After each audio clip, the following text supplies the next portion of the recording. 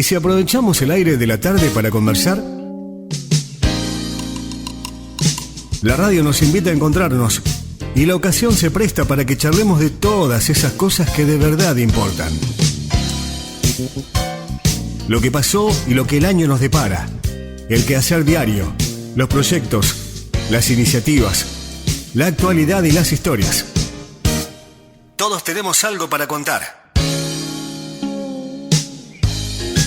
Queremos conversar y para eso estamos. Para escuchar nuestras voces en el 580 del dial y compartir un buen momento. Esto es La Conversación. La Conversación con Fernando Asciuto. Nos encontramos para conversar. Gracias, muy amable. ¿Cómo les va? Bienvenidos. Arrancamos a todos Android porque veo un pedido pendiente. Es la realidad que teníamos para la conversación y Carlitos Orellano, que está en la puesta en el aire, operación técnica y la música. Este es un programa que dura aproximadamente hasta las 8 de la noche. Entonces, bueno, no hay muchos tiempos por allí para pasar algunas canciones que nos piden. Así que digo, bueno, Carlitos, arrancamos el programa con este gran, como te diré, una de las grandes canciones de Roberto Sánchez de Sandro. Y digo, bueno, y después vamos a hablar con Nelson Jones, que ya está con nosotros en el aire. O sea, está bueno esto y que la gente nos pide. Y me manda inclusive una señora, dice, es un atentado contra los sentimientos. Pone jajaja, bueno, esa música es un atentado contra los sentimientos y se ríe y todo. Bueno, y sí, son canciones hermosas. Bueno, muy amables, muchas gracias a toda la gente que está con nosotros en el programa. 16 minutos ya pasaron de las 7 de la tarde. Gracias María de los Ángeles Gómez, allí en las redes de la radio, a Romina Velázquez, al querido también Carlitos Orellano, que lo dije, y a Federico Sánchez. Un abrazo muy grande, compañeros de trabajo. A Brenda, un abrazo grande. Bueno, nos vamos a Puerto Madryn porque estamos en un mes muy importante para toda la comunidad completa de Chubut, de la Patagonia, porque el 28 de julio se cumple un nuevo aniversario de la llegada de los colonos galeses a la Patagonia. Así que ya la recibo a alguien que conoce mucho del tema y es un gran honor tenerla en el programa, que es Nelson Jones. Así que ya la recibo. ¿Qué tal, Nelson? ¿Cómo le va? Fernando Asciuto la saluda. Gracias por atendernos. Hola, buenas tardes, Fernando, y buenas tardes a la audiencia. Bueno, fechas. Un gusto. Bueno, gracias por su tiempo, siempre es tan amable, Nelson. Al contrario, gracias a ustedes por acompañarnos siempre. Bueno, 28 de julio, qué fecha importante, como lo dije, creo no equivocarme en nada en ese aspecto, ¿no? No solamente para la comunidad galesa, sino para el país y, como no, la Patagonia y toda la zona. Y sí, es importante en el sentido que se genera el poblamiento no nativo, digamos, se incorporan las ciudades y sí se incorpora a partir de ahí la historia de Patagonia al espectro nacional, ¿no? A la historia nacional. Igual tardaron mucho tiempo en ser definitivamente incluidos los patagónicos en el Estado argentino, pero es como un primer paso hacia la incorporación de la Patagonia a la Argentina. Patagonia Argentina, claro. Y estamos transitando también, ya empezamos el 28 de julio a transitar el 160 años, ¿no?, de la colonización. Sí, ya pasaron 10 años de aquel tan festejado sesquicentenario. El sesquicentenario que lo hemos disfrutado todos, sí. Sí, realmente, porque además el 28 de julio es una fiesta de todos, tanto para Puerto Madryn, que además celebra el aniversario de la ciudad, porque claro, este 28 de julio que llegan los galeses se inicia de alguna manera el puerto, se desarrolla el Puerto Madryn, y a partir de ahí hay un poblado que, aunque sea mínimo y de pequeñas casas, es algo que permanece siempre. A partir de ahí siempre va a ser el lugar establecido como el puerto de la colonia primero, el puerto más grande junto con Comodoro del Chubut y de la Patagonia Central. Nelson, bueno, 160º aniversario, es así. Nelson, con respecto a lo suyo, ¿usted nació en Dolabo, nació en Gaima? ¿Dónde nació usted, Nelson? Yo nací en Trevelin. Ah, en Trevelin. Mi papá era de Dolabo, mi mamá de Trevelin. Se casaron muy jovencitos, a los 23 años, y yo nací, a los 22 años se casaron y yo nací cuando ellos tenían 23 años, eran muy jóvenes. Mi papá se fue a vivir a Trevelin y bueno, allí hicieron su familia y yo vine después cuando cumplí casi 19 años para estudiar en la universidad. Después me siguieron mis hermanas, mi hermano se fue a estudiar a Córdoba, después volvió a Trelew, donde ya se habían instalado mis papás, porque venían los nietos, y ya nosotros no volvíamos a Trevelin, entonces bueno, ellos decidieron venir a Trelew también para estar más cerca de nosotros, ¿no? De los hijos que ya nos habíamos instalado en el valle. Claro, o sea que usted vivió toda la infancia y adolescencia en Trevelin, ¿es sí, así? Yo estuve hasta los 18 años en Trevelin, y creo que mi vocación se definió un poco con toda la idea de que yo iba a volver a Trevelin a estudiar, a trabajar, a hacer historia.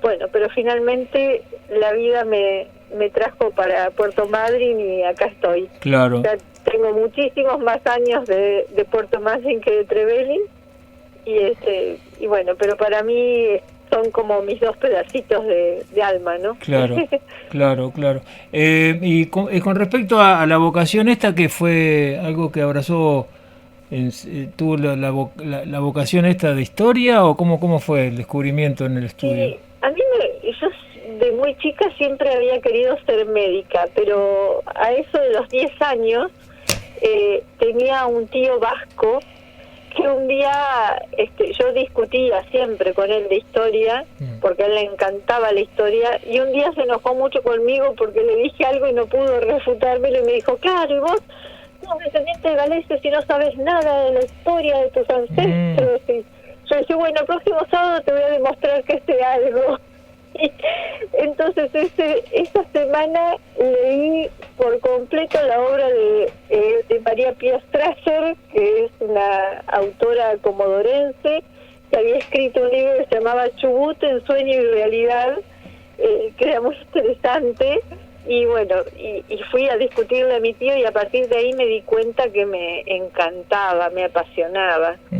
Trabajaba en las vacaciones y a los 12 años me compré un libro de rosas. Mirá. Que encontré escondido en un kiosco porque no estaba permitido.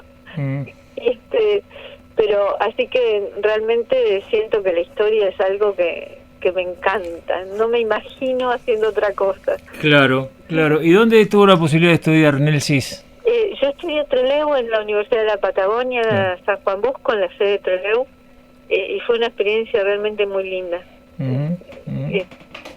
Siempre rescato una enorme cantidad de docentes, y siempre sentí que, bueno, me permitió la formación que tuve de trabajar en distintos ámbitos. Claro. Trabajé también en el equipo de Susana Bandieri un tiempo, y después, bueno, fui haciendo elecciones hacia la docencia, que me apasionó siempre, y también porque era una manera de poder estar con mis hijos, de verlos crecer y de acompañarlos, porque no siempre la investigación solamente permite, ¿no? Estar tan presente. Entonces, para mí las oportunidades se me dieron a través de la docencia y de la formación docente. Claro. Y bueno, y por ese camino fui sin dejar de hacer historia nunca, porque realmente me gusta mucho. Claro, y trabajando, bueno, en los colegios, me decía, como profesor, obviamente, ¿no? Sí, trabajé en los colegios, trabajé en la universidad en la formación de guías,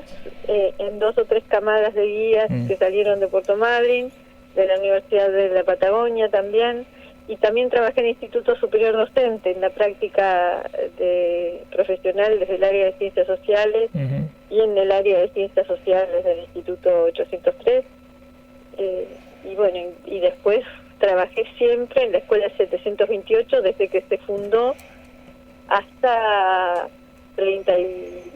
32 años estuve ahí. Claro, en la Escuela 728, 32 años. Sí.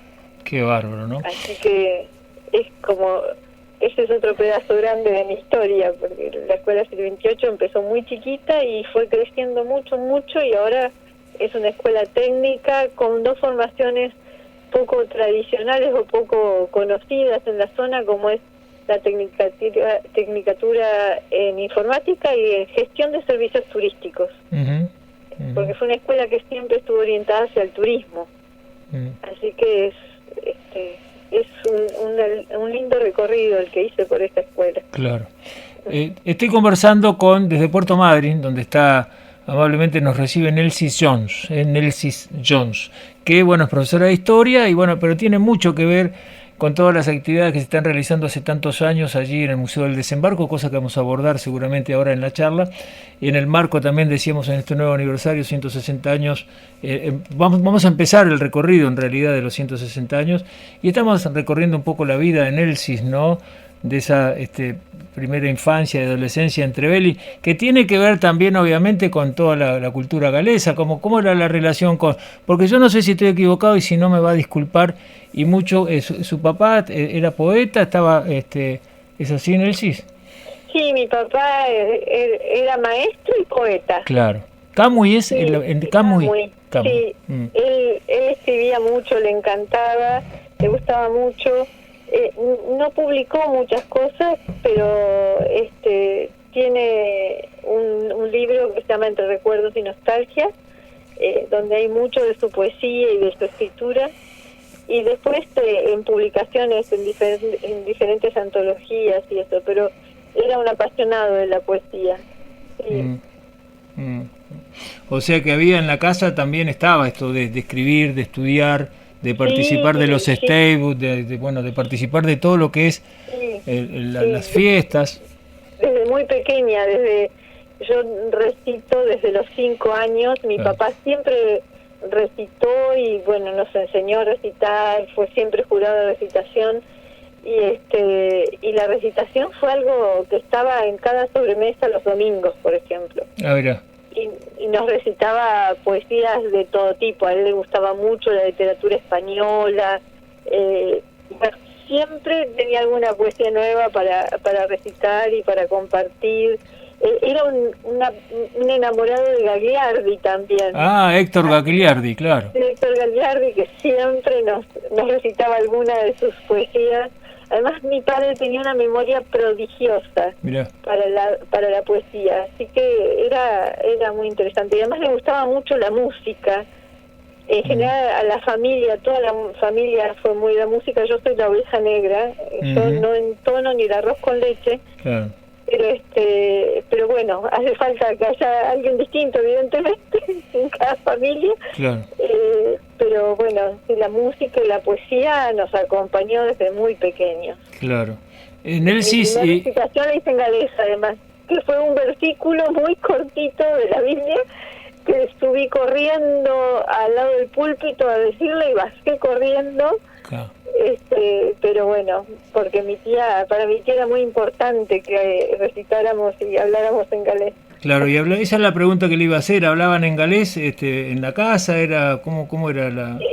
Sí, en mi casa mis padres hablaban en galés, pero no nos enseñaron el galés a nosotros, cosa que siempre lamenté, porque ellos fueron muy, muy discriminados y cuestionados en la escuela. Sí. Mi mamá castigada desde muy pequeña porque no solo llegaba a la escuela hablando en galés, sino que también escribía con la izquierda. Y llegaba tarde a la escuela primaria porque se le empacaba el caballo que la llevaba y volvía a la chaca y volvía a ir, entonces llegaba tarde, la retaba porque llegaba tarde, porque escribía con la izquierda, porque hablaba en galés, y volvía a la casa y hablaba castellano y no la escuchaban hasta que no hablara en galés. Y bueno, entre todas esas cosas decidieron hablar en castellano con nosotros.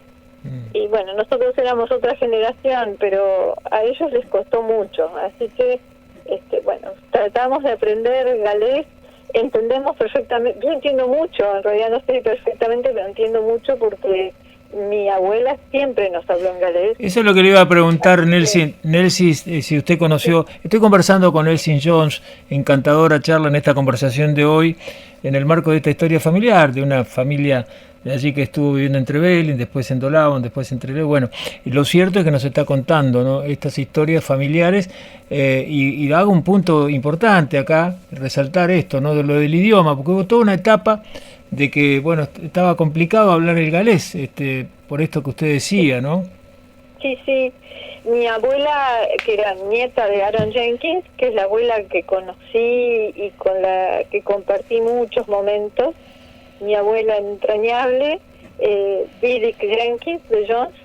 Ella siempre ya había leído, cuando yo me acuerdo de pequeña, ya había leído 2 veces, creo que la Biblia entera en galés, y cuando íbamos a dormir a su casa, ella nos leía un párrafo de la Biblia en galés y después lo decía en castellano para ver si habíamos entendido. Así que el galés siempre estuvo en nuestras vidas, como lengua, como música, como poesía, sí, siempre nos acompañó. ¿Y vivían en la chacra, por lo que usted me dice? No, mi tía vivía en la chacra, nosotros vivíamos en el pueblo. Siempre vivimos en el pueblo, y además después hicimos el secundario en Esquel.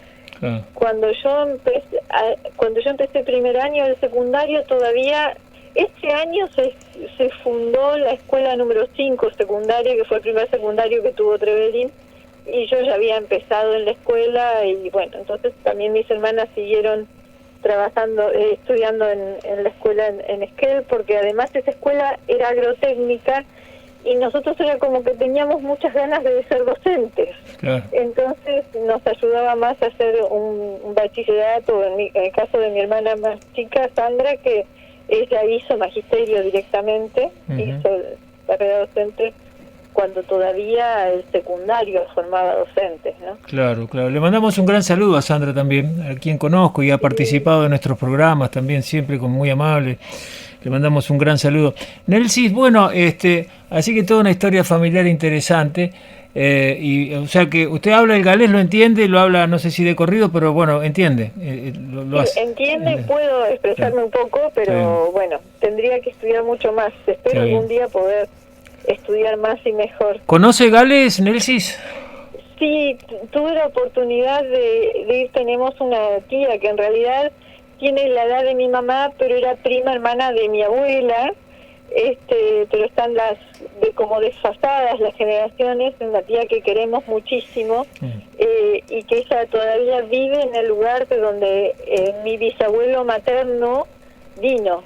Mi bisabuelo materno era carpintero y había construido allá en la escuelita del pueblo, así que pude ir conocimos también la casa, que todavía, a pesar de que la compraron unos señores ingleses, mantuvieron el nombre, y bueno, se mantuvo la casa, así que pudimos ver la casa por fuera, y pasamos unos días muy lindos ahí. Así que eso fue muy lindo, y después hicimos unos recorridos por Gales, por algunos lugares. Claro. Los típicos.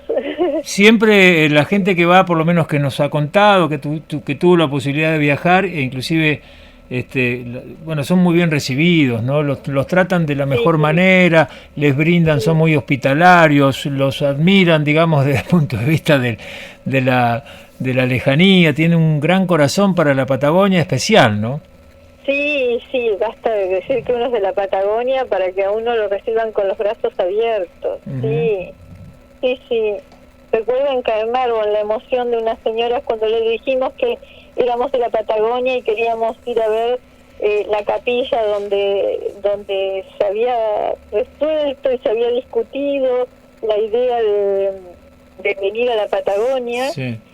Nos acompañaron, una señora fue en auto a ver si encontraba a alguien que nos podía abrir la capilla, y era tardecito, así que ya no había tanta actividad. Finalmente nos acompañó un montón de gente para poder verla desde afuera. Muy lindo, la verdad que siempre que va de la Patagonia es muy bien recibido. Claro, hablando de organización, Nelsis Jones, profesora de historia con nosotros, ya vamos a entrar en esto, ¿no? Aprovecho este pie que usted me da para preguntarle por qué vinieron los galeses, que es la pregunta típica que nos hacemos todos aquellos que por allí estamos estudiando, los por qué vinieron y eligieron la Patagonia esos años, ¿no? 1865 llegan, pero usted me va a contar ahora la previa un poco, porque por lo que usted me cuenta es ese lugar donde, bueno, gracias a Dios pudo ir, allí donde comenzaron las reuniones, ¿no? Como promoviendo, digamos, la llegada a la Patagonia, o no sé si habrá sido la Patagonia en su momento o eran otros destinos, y el por qué los galeses querían emigrar de su país. Los galeses estaban ya bajo el mandato del Reino Unido de Gran Bretaña. Se habían incorporado un poco a la fuerza a través del Acta de Unión en el siglo XVII, y a partir de la segunda mitad del siglo XIX, la reina Victoria y el imperialismo, junto con la Revolución Industrial, exigía, digamos, cada vez más sometimiento, si quiere, económico y político de los galeses. Se imponía el inglés como lengua oficial, dejando de lado, no se les permitía hablar en galés a los galeses, y así es como va surgiendo un grupo nacionalista que finalmente empieza a organizar la posibilidad de que aquellos que quisieran pudieran ir a vivir a un lugar donde pudieran hablar su lengua, donde pudieran celebrar el culto y participar de los cultos de la iglesia como cualquier otro, porque sobre todo las clases trabajadoras y eso eran los que entraban último a la capilla si había lugar. Entonces muchas veces muchos de la gente quedaba inclusive afuera para participar del culto los domingos. Sumado a eso, el hecho de que cada vez era más exigente el trabajo en las minas, y este espíritu nacionalista que los impulsaba, ¿no?, a emigrar.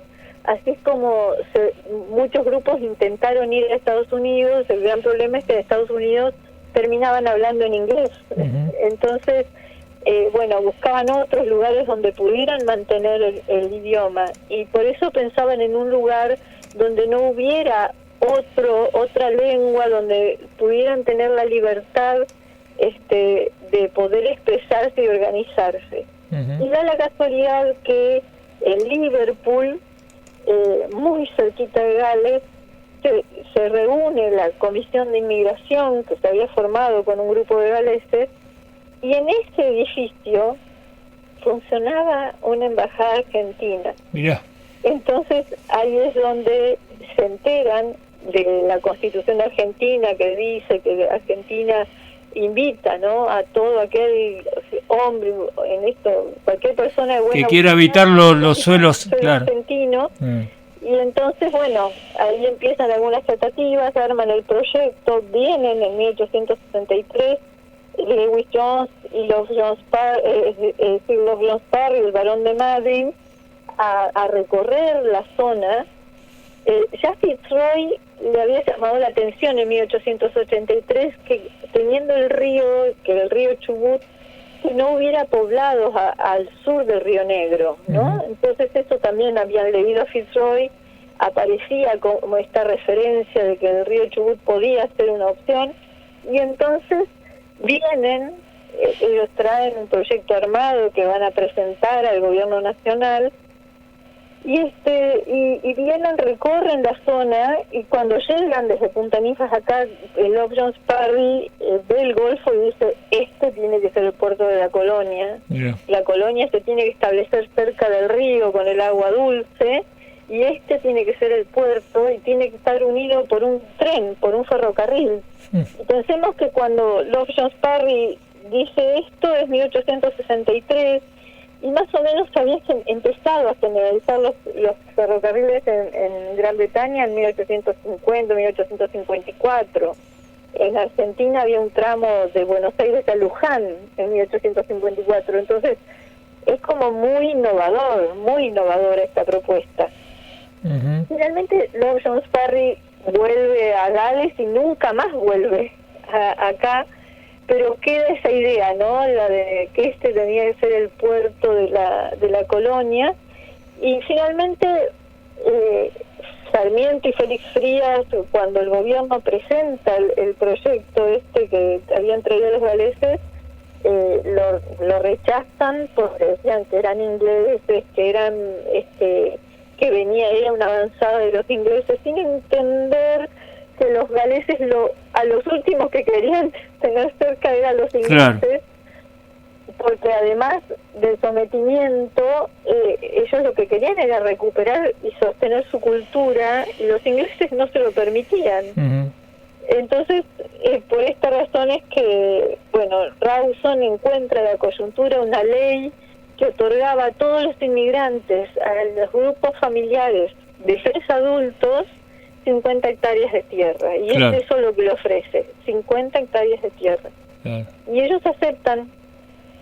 Después se comprometen a darles algunas ayudas que tardaron mucho y que fueron difíciles y escasas, pero bueno, ellos vienen con esta promesa de las 50 hectáreas de tierra, y así es como en 1865 viene primero un grupo adelantado, que va a ser Lewis Jones, que viene con su señora, que finalmente se tiene que quedar en Patagones porque sufre un accidente, y Edwin Roberts.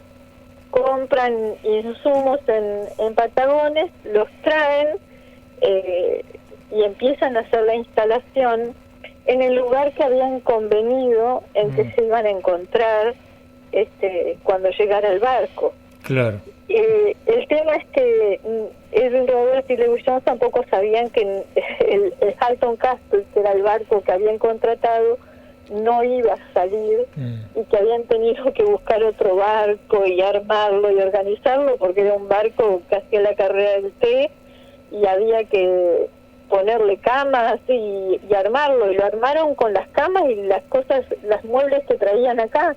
Dividieron en 2 grandes estancias, una para hombres, otra para mujeres y niños, y organizaron las bodegas del Tea Clipper Mimosa, y así es como el Mimosa viene. Empieza su viaje un 25 de mayo, y en cambio Edwin Roberts llega acá en junio, el 14 de junio, y el 19 de junio empieza los cimientos de un galpón, y dice, ¿no?, que él va a establecer acá, y que si él no está vivo es porque sepan que el viejo Edwin luchó por esta colonia y demás. Hace un escrito muy interesante. Y así es como prepara el campamento, y finalmente, después de mucho esperar, ha hecho un pozo de agua del que sale agua salobre, que sirve para hacer una sopa llena de agregarle sal. Encuentra la laguna que después va a profundizar Pedro Derbez, que la llaman la laguna de Derbez, de donde toman agua, llevan a los animales a tomar agua dulce, y empieza el camino que conduciría después al valle. Está. Bueno, para eso no habían llegado todavía. Ni no habían llegado. No habían llegado, estamos hablando de mitad de junio con Edwin Roberts haciendo estos trabajos. Estoy conversando con Elsie Jones. Yo ni quise preguntar nada, porque me parece una falta de respeto en esta clase magistral que nos está dando Elsie Jones, la profesora de historia, de lo que fue el contexto general, internacional, de por qué se toma la decisión de llegar a este lugar, y estamos navegando en el Mimosa o la Mimosa, que él trae 158, 150, ¿y cuántos son los? Y según el número es entre 153 y 160. Claro, más o menos ahí. Según el momento del viaje, ¿no? Que hay nacimientos, hay muertes. Claro. Bueno, y llega el día del 28 o 27, no sé qué día llegaron. Llegan el 27, justo las memorias de Edwin Roberts dicen que él estaba haciendo el camino y ve llegar al Mimosa y tira todo y viene corriendo. Y saca la bandera y empieza a hacer las señas de que los ha visto, y ahí baja un grupo del contingente, un grupo de muchachos que van a ir después a buscar agua y a preparar a acompañar en el campamento, y es ahí donde el viajero, que es el sastre o zapatero que venía en el viaje, David Williams, decide que va a ser el primero en llegar al valle y se pierde. Claro. Se pierde luego de cruzar las bardas, y en realidad lo encuentra unos cuantos años después, 2 años largos después, lo encuentra Aaron Jenkins. Claro. Y justamente él le había dado un poema para Claro. que lo viera, y encuentra el poema, las tijeras y sus pertenencias en lo que se llamó el Bajo de los Huesos. Claro, el Bajo de los Huesos. Ahí Las Tijeras fue el gran trabajo de don Virgilio Zampini, ¿no? Si no mal recuerdo, ¿no? Que es una cosa impresionante ese trabajo que hizo el doctor, el profesor Virgilio Zampini. Bueno, hago un punto, por favor, Nelsis. Sí. Estamos, viajamos en Mimosas, llegamos a Puerto Madryn el 27, el 28 empieza el desembarco y estamos situándonos para que la gente tenga en la radio bien la ubicación, es en la punta donde está el Indio ahora, ahí abajo, eso es Punta Cuevas. Sí. En el lado que mira hacia el interior del Golfo, no hacia el mar, digamos, hacia el interior, hay unas excavaciones que ahí se cree que improvisaron algunas casitas con algunas maderas que habían comprado en Patagones, otras que habían venido de Gales.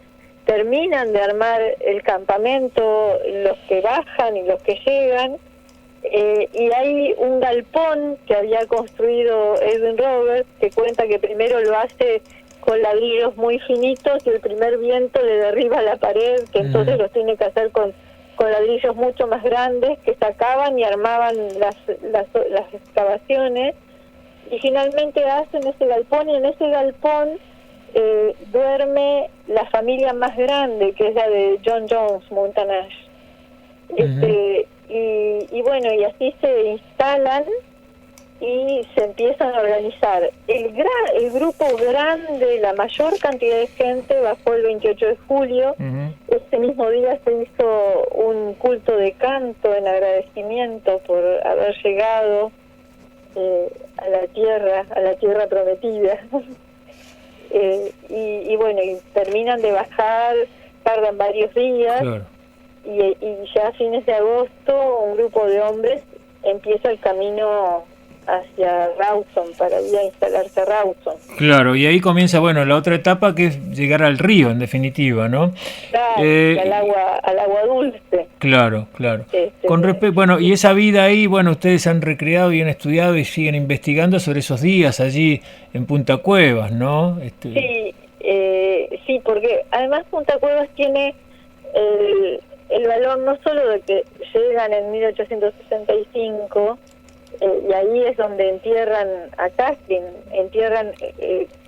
Joseph St. Jones dice que a él le tocó la difícil tarea de ni bien bajar, hacer 2 tumbas para los 2 niños que habían muerto el día anterior. Claro.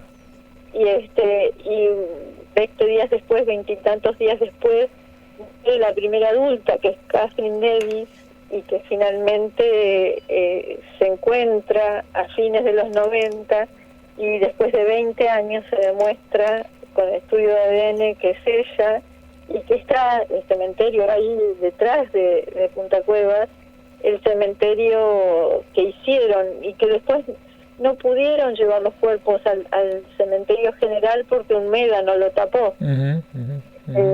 Pero bueno, así es como empiezan con el campamento, y empiezan a llevar las cosas. Las mujeres y los niños son los que más tardan en irse. Así también nace María Humphreys un 10 de agosto, y un 20 de agosto muere Catherine. Así que nosotros decimos, esos 10 días estas 2 mujeres se han conocido, ¿no? Y bueno, son las 2 mujeres que tienen tanto que ver con Punta Cuevas que contamos su historia en el museo. Claro, el nacimiento, esto es un dato que por allí me gustaría también que nos cuente, porque uno dice la Loma María cuando va hacia Madrid, hacia el norte, o baja, que hay un momento por allí, la Loma María, referida a donde, según cuentan, donde nació María Humphrey. Bueno, no sé, por eso quiero dejarlo bien, esto de la Loma María, ¿no? Porque es... Sí, en realidad hay que pensar que no es la ruta que hicieron los colonos, no es la ruta que hacemos ahora, sino que está del otro lado, y está más o menos a la altura del aeropuerto, en lo que se llaman las lomadas de María, llaman ellos, las lomadas donde ahí le avisan al papá que ha nacido María, y entonces dice, bueno, vamos a nombrar a estas lomadas en homenaje a ella. Y finalmente después queda como Loma María, pero hay que pensar que está como del otro lado, más hacia Rawson, el camino. Bueno, ¿y cómo sigue? Queja que hay ahora entre Madryn y Rawson. Está bien. ¿Cómo sigue una vez que están allí? Deciden ir hasta el río, ¿no es cierto? Porque después hay una embarcación que los lleva. Bueno, eso me gustaría porque corren los minutos y usted nos está dando una clase magistral de historia y no quiero perderme nada, porque ya estamos en Punta Cuevas, estamos allí en agosto, bueno, hay gente que ya está viendo cómo llegar al Agua Dulce y bueno, ¿cómo se organizan? ¿Cómo fue el traslado? Sí, en general los hombres van primero, hay algunas anécdotas muy divertidas, un señor que no quería dejar nada en el campamento, entonces carga todo en una carretilla y finalmente, claro, la ruta no es la de ahora, iban cortando los arbustos para pasar y finalmente tiene que empezar a dejar todo, va vaciando la carretilla hasta que finalmente deja la carretilla. Las primeras veces no fueron fáciles hasta que pudieron marcar bien el camino y no perderse y tener suficiente provisión de agua para no tener sed. Y bueno, y finalmente las mujeres, unas van en una embarcación, el 15 de septiembre aún no han llegado, porque se deriva esa embarcación con la excusa de una tormenta, las ponen a todas las mujeres y niños en la bodega y el capitán se aleja para ver si hay guano en las islas que ahora serían Isla Leones y eso, de manera que se demora mucho la llegada de las mujeres a Rawson. Cuando llega el capitán Murga con Díaz y demás para hacerles la promesa de lealtad a la bandera argentina, los hombres están desesperados porque las mujeres aún no han llegado, salvo un grupo de mujeres que no se niega a ir en barco y algunas de ellas van a caballo. Hay un relato muy interesante de la mujer de Abraham Matthews con 23 años, una beba de 6 meses, que decide con otro grupo de mujeres seguir yendo de Rawson a Madryn a caballo a buscar las últimas cosas que habían quedado en las casas del puerto para llevarlas a Rawson. Uno se imagina a esas chicas jóvenes, ¿no? Que además era la señora del pastor, con un bebé, mamá de un bebé de 6 meses, haciendo esto, ¿no? Recorriendo un camino apenas dibujado para completar la instalación en Rawson. Bueno, y estamos en Rawson, bueno, me imagino, una manera de decir, me imagino Nelsie Jones, que está con nosotros hoy, profesora de historia, está desde Puerto Madryn trayéndonos esta magistral clase de historia sobre la colonización, la gente que llegó el 28 de julio de 1865 a Puerto Madryn. Pero digo esto, ¿no? La desesperación de todos los hombres, usted lo dijo recién, cuando ese barco no llegaba con los niños y la familia. Me imagino cuando llegaron, si en algún momento llegaron, lo que habrá sido, ¿no? ¿Dónde se instalan, Nelsis, en el río? Porque hay varios... ¿Dónde se instala la gente? Ya estamos en el río Chubut, en lo que es hoy Rawson, ¿no? Se instalan en donde ya se había instalado en 1854, había hecho un fuerte, Libanus Jones, que finalmente lo abandona porque él tenía la idea de explotar el ganado cimarrón y la sal, entonces hace un establecimiento en la península y un establecimiento ahí en Rawson, donde teóricamente iba a faenar el ganado, que en 1827, cuando venía, era cualquier cantidad del ganado que se había reproducido el fuerte, y cuando vuelve en 1854 no encuentra ese ganado. Entonces finalmente fracasa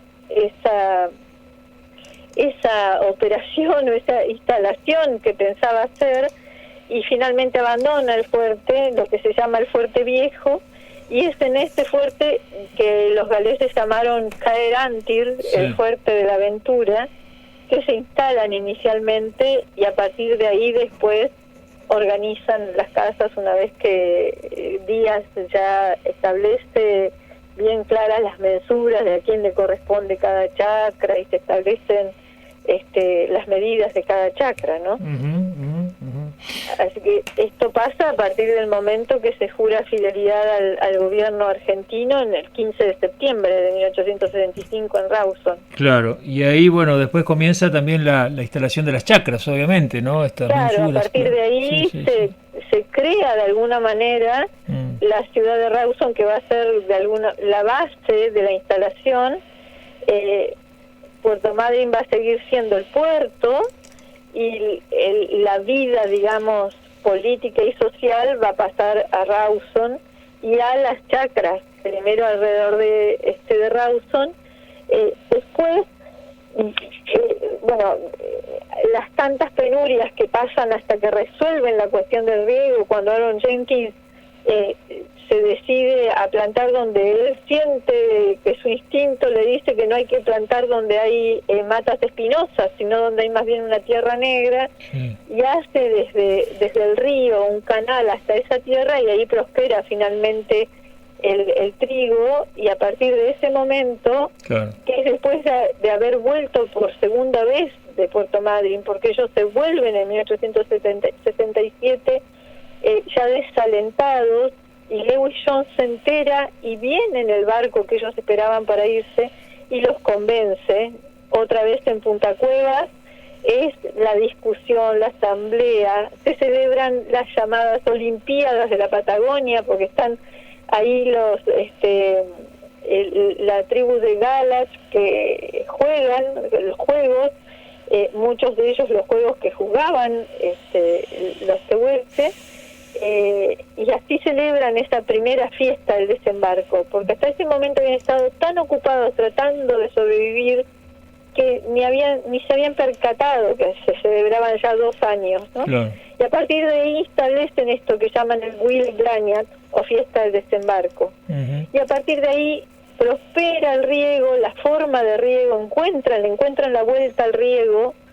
Pero para 1870 había disminuido casi a 100 personas la población, y allí es donde Matthews se propone buscar gente, y en 1874 trae un contingente que se instala en lo que hoy es Gaiman, dando lugar a Gaiman, y finalmente Puerto Madryn y Punta Cuevas van a recibir otra vez en un 28 de julio, pero ahora de 1886, al vapor Vesta, claro, y ahí sí va a cambiar la instalación del puerto, ya no va a ser en Punta Cuevas, sino que se va a desplazar al centro de la ciudad, y se va a hacer el primer muelle que va a conectar con el tren El Valle. Así que bueno. Así que ya están instalados en esa época, bueno, y había cambiado, en uno de los primeros años, todas las vicisitudes por el clima. La verdad que fueron muy difíciles los primeros tiempos. Realmente hay un relato que a mí siempre me conmueve, que es John Daniel Evans. Cuenta, él era chiquito, y cuenta que su mamá se saca el anillo de bodas cuando todavía no podían encontrarle la vuelta, ¿no?, a la supervivencia, y tenían hambre, y se entera que un vecino tiene trigo. Entonces se saca el anillo de bodas, toma una taza y se va con la intención de cambiarle su anillo de bodas por una taza de trigo al vecino. Cuando llega el vecino, mira la taza, mira el anillo y dice: pero yo el anillo no lo como y el trigo sí. Así que no le cambió y se volvió con su taza vacía. Y ella había ido con la ilusión de morder un granito de trigo, dice, de tener el sabor del trigo en la boca, ¿no? Decía John Daniel Evans, y que para él había sido un día muy triste cuando veía a su mamá volver con lágrimas y la taza vacía. Me quedan 3-4 minutos nada más de programas, Nelson. La verdad que es un gran honor tenerla con nosotros en el programa, Nelson Jones, pero tengo que preguntar por esta relación también con el pueblo originario, ¿no? Las relaciones cordiales, las relaciones, bueno, que los ayuda justamente a sobrevivir en un momento muy difícil que vivieron los galeses. Bueno, ayuda al pueblo, ¿no? Sí, absolutamente. Además, les enseñan estrategias de caza, les dicen dónde encontrar caza, y les enseñan cómo aprovechar los elementos de la tierra, qué cosas se comen, con qué cosas se pueden curar. Hay que pensar que el médico que había venido se va al poco tiempo, Y ellos quedan, y gracias al contacto con los pueblos originarios, hay un montón de elementos de plantas y demás que les van a servir para curar heridas, para curar malestares y para salir del pasto frente a un montón de situaciones de salud que se les presentan. Así que realmente es muy interesante y muy, digamos, no hubieran podido sobrevivir sin el deseo y la intención de los pueblos de la zona de que ellos permanecieran. Bueno, Nelcy, uno de los temas que teníamos para el día de hoy, abusamos de su amabilidad, pero era justamente difundir una actividad que se va a realizar estos próximos días en conmemoración de los 160 años que se vienen. Entonces, ¿cuál es la idea para convocar al público? La idea es convocar a todo aquel que quiera estar en una foto camino a los 160 años.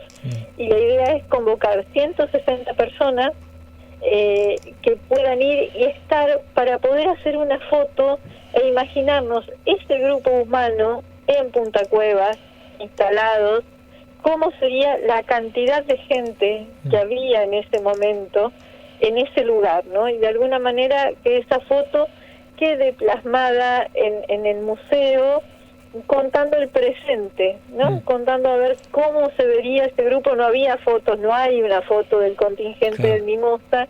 Entonces la idea es poder hacer una foto que nos permita imaginar el impacto en número y en personas en ese lugar. La idea es que venga todo aquel que quiera, que se sienta motivado para estar en la foto.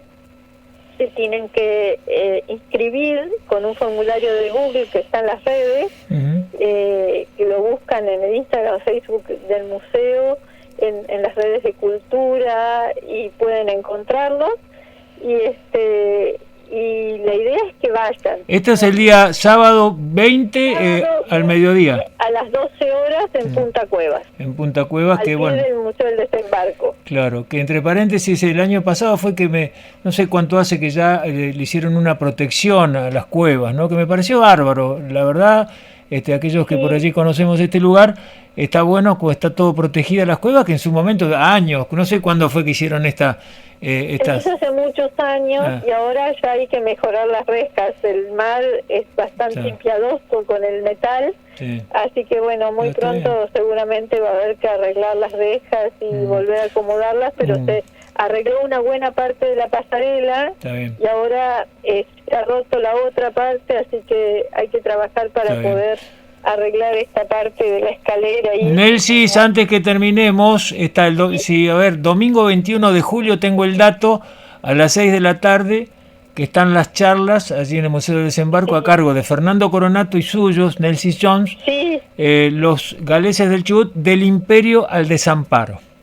Sí, justamente es para tratar de contar un poco quiénes eran los galeses, cómo vinieron, por qué, con qué se encontraron, cómo fue la instalación y por qué permanecieron acá. Un poco lo que estamos charlando ahora, sí, un poco, pero con más tiempo por allí.